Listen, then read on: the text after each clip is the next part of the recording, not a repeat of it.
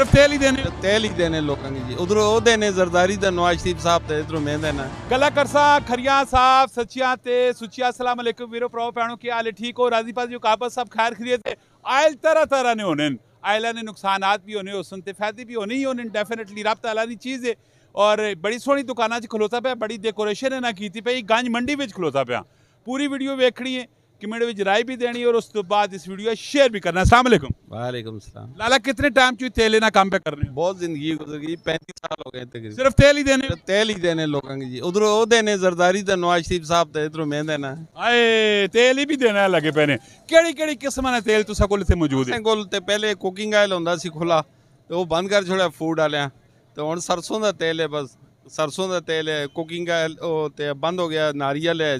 कड़वा तेल है बस इसी दे गुजारा चलन मैं दसो कि आपे बनाने होने कि बना बढ़ाया कि इनके आने जी सारे दो किस्म दा है जेड़ा है ना कहानी दा तेल वो अपना बनाने हैं ते जेड़ा है ना स्पेलर दा मशीना दा तेल वो पंजाब विचों आंदा है कसूर विचों सिंध विचों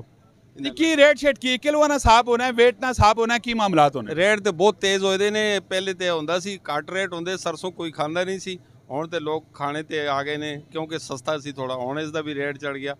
तकरीबन इस टाइम ते ना होने वाली गल है घ्यो कोलों भी उत्ते 500 तो उत्ते रेट है वेरी गुड से नहीं आने वाले 500 तो उत्ते रेट होया पे ती बात दसो कि इस लोकेशन की तुसां दुकाना च कोई बंदा वीडियो वेख के आवे केड़ी जगह च आवे? राजा बाजार मशहूर है जी पुराने ज़माने दा राजा बाजार नाल ही गंज मंडी है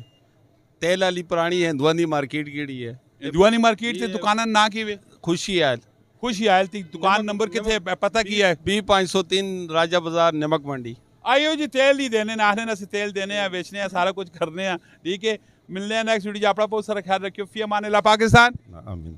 पाकिस्तान पाकिस्तान जिंदाबाद। वेरी गुड बेहतरीन हो